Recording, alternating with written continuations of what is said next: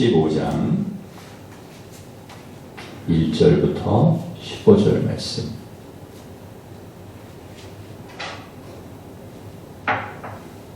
한 절씩 교독하겠습니다. 새벽에 대제사장들이 즉시 장로들과 서기관들 곧 온 공회와 더불어 의논하고 예수를 결박하여 끌고 가서 빌라도에게 넘겨주니 빌라도가 묻되 내가 유대인의 왕이냐. 예수께서 대답하여 이르시되 내 말이 옳도다 하시니 대제사장들이 여러 가지로 고발하는지라. 빌라도가 또 물어 이르되 아무 대답도 없느냐.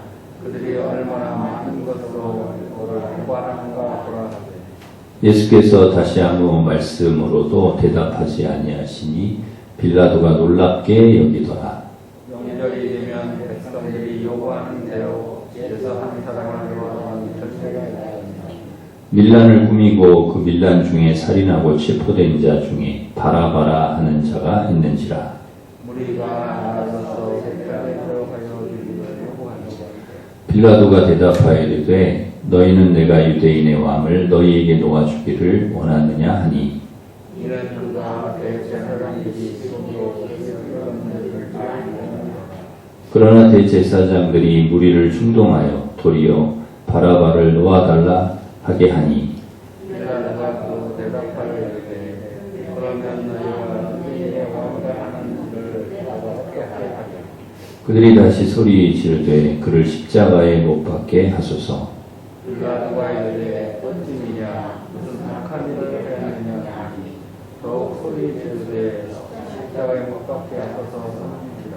함께 읽습니다. 빌라도가 무리에게 만족을 주고자 하여 바라바는 놓아주고 예수는 채찍질하고 십자가에 못 박히게 넘겨주니라. 아멘.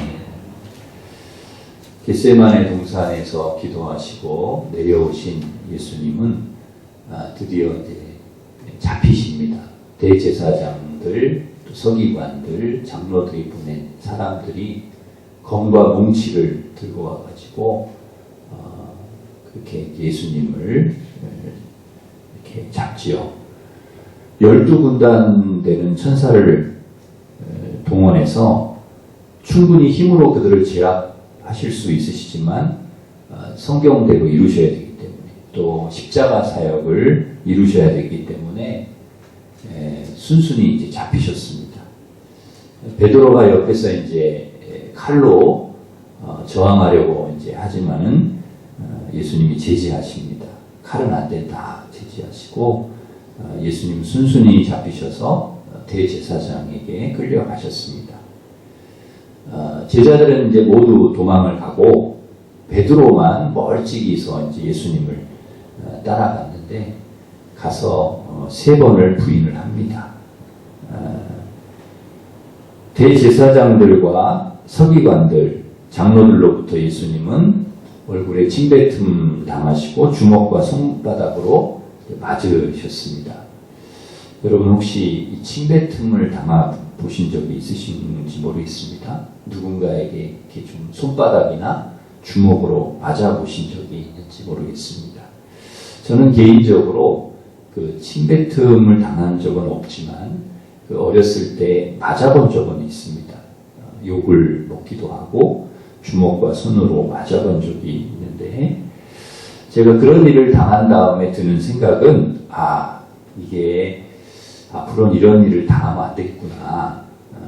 욕먹는 것도 굉장히 힘들고 더군다나 이렇게 손이나 주먹으로 맞는 것은 굉장히 이게 좀 기분도 나쁘고 또 마음이 힘들고 고통스럽더라고요. 한동안 어렸을 때였지만은 그 충격과 상처가 굉장히 오래 갔던 것 같아요. 지금도 그때 생각이 이렇게 문득문득 나는데 그런데 예수님께서 그런 일을 당하셨다는 거죠. 하나님의 아들 예수님께서 사람들에게 침뱉음을 막 당하시고 그리고 주먹과 손바닥으로 맞으셨다는 것입니다. 그래도 예수님은 하나도 저항 안 하시고요. 그런 것들을 다 당하셨습니다. 왜냐하면 우리를 구원하셔야 되기 때문에 그리고 하나님께서 맡겨주신 사명을 감당하셔야 되기 때문에 그것을 다 본인이 감수하시는 거죠. 그런 일들을 감당하시는 겁니다. 그런 어려운 일을 당하신 후에 재판을 받으셨는데요. 이 총독 빌라도에게 재판을 받으셨습니다. 대제사장들이 막 고발을 하고 빌라도가 신문을 해도 내가 유대인의 왕이냐 이렇게 빌라도가 질문을 하니까 내 말이 옳다. 딱 한마디 하시고는 그 다음에 침묵을 하셨습니다. 대부분 많은 사람들이 이제 그 재판을 받게 되면 자신을 변호하잖아요. 난 억울하면 억울하다 이야기를 하고 이렇게 변호를 해서 억울함을 풀려고 하는데 그런데 예수님은 그렇게 하지 않으신 거죠. 이미 겟세마네 동산에서 내 뜻대로가 아니라 아버지 뜻대로 되기를 원합니다. 그렇게 기도하시고 십자가의 길을 가기로 작정을 하셨기 때문에 이제는 마음을 딱 그렇게 먹으셨으니까 굳이 변호할 필요도 없고 굳이 대꾸할 필요도 일일이 대꾸할 필요도 없고 그렇게 하시기로 이미 작정을 하신 거죠. 자신을 고발하는 내용들이 사실은 전부 거짓이고요. 잘못된 불의한 재판이라는 것을 아셨지만 그럼에도 불구하고 그 모든 상황들을 다 받아들이고 침묵을 하셨습니다. 5절에 보면은 예수님께서 아무 말씀도 대답도 아니 하시는 것을 보고 이 빌라도가 놀랍게 여겼다 이렇게 기록되어 있죠. 그러니까 이 빌라도도 놀라운 거예요. 그렇게 하는 사람이 없거든요. 그러니까 이 빌라도가 아는 거죠. 이 대제사장들이 예수님을 저렇게 죽이려고 거짓말하고 또 고발하는구나 뻔히 다 알고 있는데 자신을 변호하지 않으시고 침묵을 하고 있으니까 빌라도도 참 놀라운 거예요. 어떻게 저렇게 하지? 저 일반적인 사람은 아니다. 이런 생각을 하는 거죠.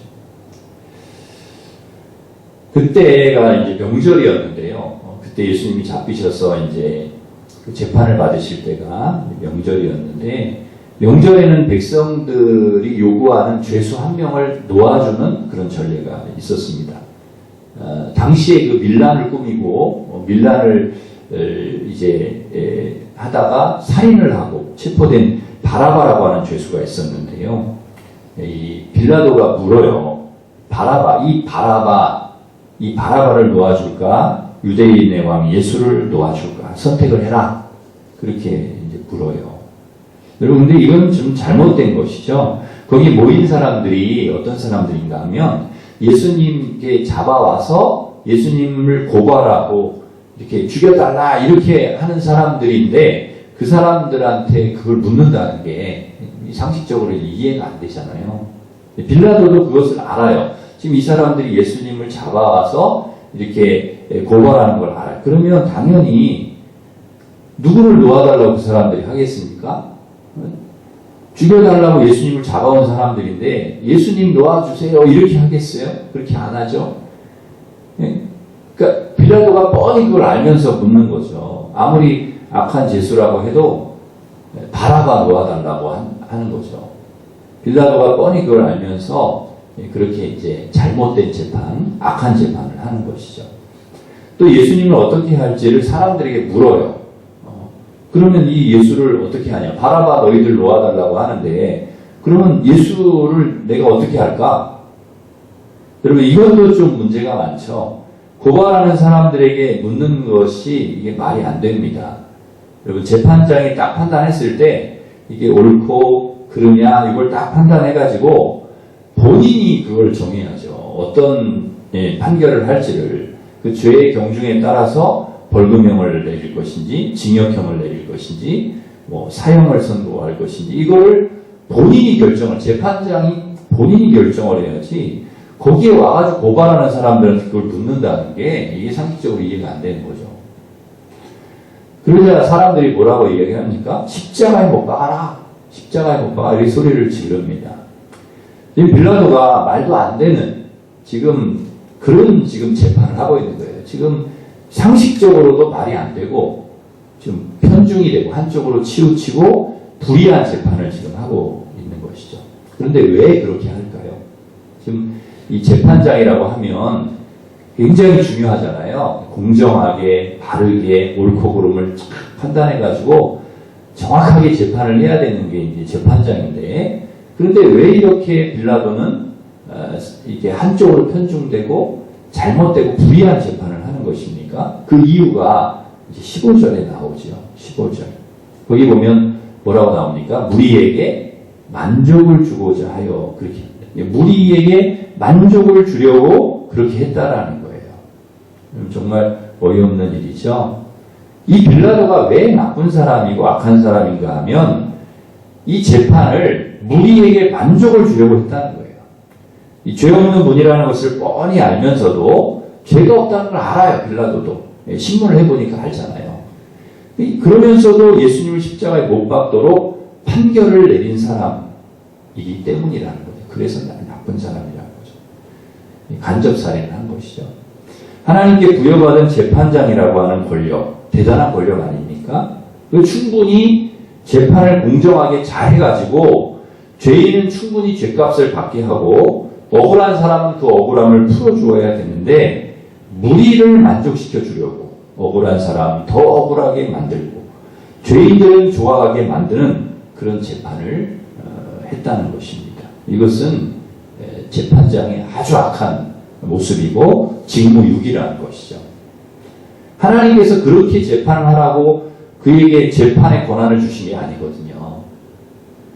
이거는 하나님께 굉장히 무섭게 심판받을 일이라는 거죠. 바울은 갈라디아 1장 10절에서 이렇게 말씀합니다. 이제 내가 사람들에게 좋게 하랴 하나님께 좋게 하랴 사람들에게 기쁨을 구하랴 내가 지금까지 사람의 기쁨을 구했으면 그리스도의 종이 아니다. 그렇게 얘기를 합니다. 그리스도의 종이 아니다. 사람들을 좋게 하고 사람들 기쁨을 구하고 그렇게 하면 난 그리스도의 종이 아니다. 그렇게 하지 않았다는 거죠. 하나님을 좋게 하고 하나님 기쁘시게 하겠다는 것이죠. 이게 그리스도의 종이라는 거예요. 큰일이든 작은 일이든 여러분 어떤 일이든 다 마찬가지입니다. 일의 종류는 다를 수가 있습니다. 그러나 하나님께서 우리에게도 똑같은 그런 사명과 일을 맡겨주셨습니다. 하나님께서 맡겨주신 사명이 클수록 책임감도 커지죠. 재판장은 더더욱 그렇습니다. 더 책임감이 큽니다. 하나님께서 맡겨주신 그 일이 소중하다는 생각을 가지고 하나님 보시기에 바르고 정직하고 진실하게 그 일을 해야 한다는 것입니다.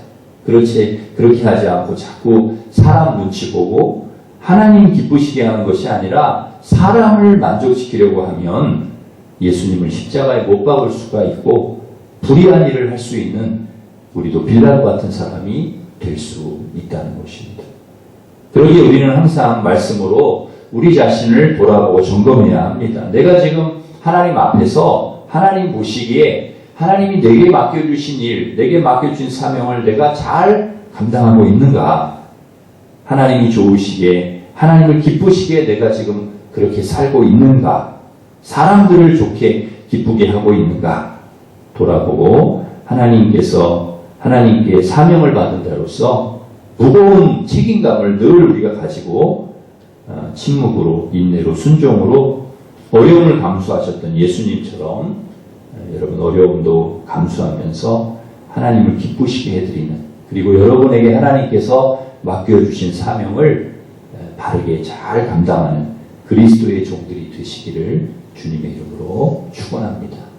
기도하겠습니다. 하나님 아버지, 내게 불이익이 올까봐 사람들 만족시켜 주려고 그릇된 재판을 한 빌라도처럼 사명자로서 하나님께 일을 맡은 자로서 직무유기하지 않게 하시고 내게 혹 불이익이 오더라도 하나님을 기쁘시게 하려고 침묵하고 인내하고 순종하셨던 예수님처럼 우리도 그렇게 사명을 잘 감당할 수 있도록 도와주시옵소서.